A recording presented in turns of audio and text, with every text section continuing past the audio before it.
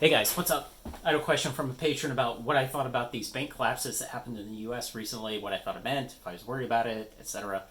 So, I guess I'll explain just a little bit about what actually happened, why it happened, and then what I think it means. You had these two banks. The first that I'll talk about was Silvergate, and basically it was a bank that was focused on creating a payment network for cryptocurrency based companies to essentially allow them to transfer money and transfer money between each other because there's a lot of anti money laundering regulations that make it difficult for cryptocurrency companies to get banked. And so Silvergate was trying to make money by providing that service. And essentially, it had a lot of loans and exposure into the crypto ecosystem, I guess we'd call it. And something about cryptocurrencies is that when you have an economic pullback, like we've been in for 6, 9, 12, 15 months, depending on your definition, risky and speculative things like cryptocurrency are something that people want less of. There is a flight to safety the longer than an economic retraction goes on. And so essentially, the whole cryptocurrency space has been going down in value since, it peaked, like August of 21? Somewhere like that.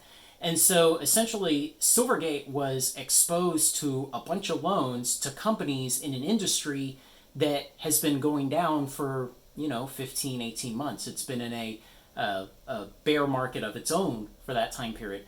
And then additionally, it had some leveraged positions, and obviously those are bad to have when the things they're based on are going down in value. They go down in a magnified way. And so it's not just that, it's that besides being speculative, cryptocurrency has essentially a very unique and large risk associated with the interest rate environment.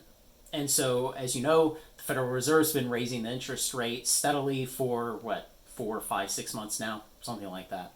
And so, Silvergate should have looked around 6 months ago and said, cryptocurrency is uniquely exposed to interest rate risk. Maybe we should deleverage a little bit, healthy up our balance sheet, hedge our positions, maybe, things like that. Things that you should do when you realize that you're at risk financially.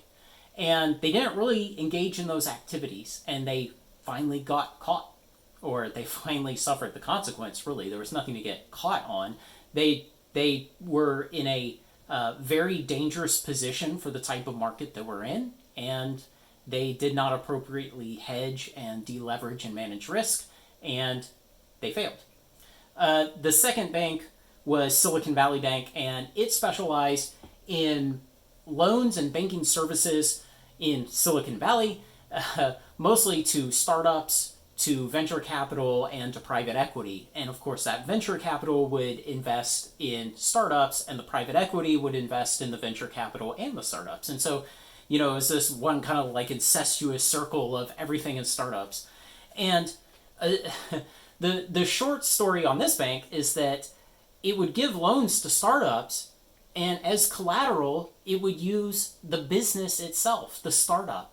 And so you have to understand that when you have a tightening market, when economic conditions start to become more difficult, the thing that investors pull back on first is the most wild and speculative, crazy stuff. If you imagine this kind of pyramid of needs in an economy, and at the top you'll have like Silicon Valley, and it's okay. I mean, I'm not trying to hate on Silicon Valley because it will 1 in 1,000 times the moonshot works out and it becomes the next Amazon, and it's an incredible value to the world. But the other 999 times it fails or it doesn't achieve much of anything. And down at the bottom of this pyramid you have stuff like, I don't know, farming and building cars and medicine and like the basic things that an economy will always prioritize. And so when investors and banks and everyone else says, "Ooh, I got to tighten the belt a little financially," the thing they pull back on first is the crazy stuff at the top that's very volatile, very high risk, high reward stuff. And so essentially, again, Silicon Valley's had a very large amount of layoffs compared to the rest of the US. And it's seen a magnified version of the economic downturn that the rest of the country is kind of middling through right now. And basically that means that Silicon Valley Bank was uniquely exposed to the risk of Silicon Valley, and the value of those companies started to go down. Some of those companies started to fail, and essentially the bank became insolvent because it could not be well capitalized enough given the loss of value of the collateral, which was at a drilled down level. It was the ideas that these businesses had, and yes, ideas are the most valuable things that humans create. It's more valuable than a gold mine or infrastructure or, I don't know, nuclear reactors or any of the other valuable things we have. Ideas are the most valuable thing. And Silicon Valley is like this uniquely positioned place to capitalize on that and bring you great ideas and see if they work out. But when you have a bank that gives loans to startups, the startups are based on ideas, and then it's like the collateral will be the startup itself, and then it's like, well, the startup failed, which means its idea is no good, and as collateral will repossess the intellectual property. And you can see how in a downturn, this caused them to fail.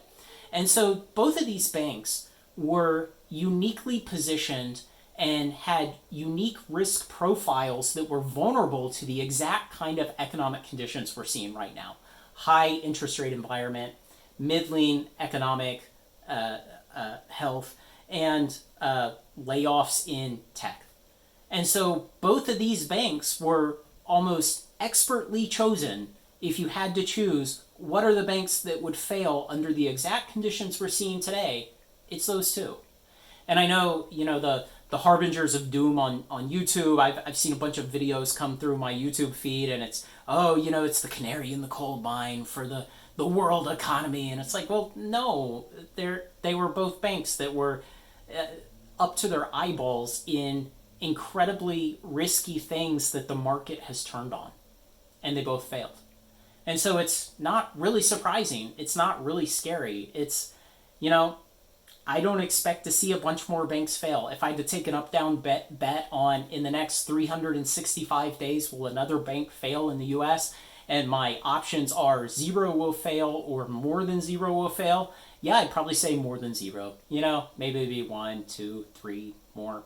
Probably not many more than that. And additionally, I would expect that they will also be in something that, in retrospect, was highly vulnerable to the exact kind of economic conditions we're seeing right now, or they will have been a result of outright fraud. So, no, you do not need to worry about the bank failures. I don't want to say they were predictable, because that's like a really arrogant and ridiculous way to say it, but in retrospect, it makes perfect sense why they failed. This is not some mom and pop regional bank that did everything by the book and engaged in normal, what we might call normal banking business, writing mortgages and giving out business loans and operating banking, checking and savings accounts, and, selling CDs and things like that. This was not some run-of-the-mill normal bank when most normal humans think of what does a bank do. These two banks that failed were not those kind of banks. They were in highly specialized services in industries that have exceptional risk to the exact economic conditions that we see today. So, don't worry about it. Go ahead, enjoy your afternoon. The sun's out, it looks nice. I'm going to go to the park. Like, comment, share, and subscribe. Join me on Final Trade. Join the Patreon.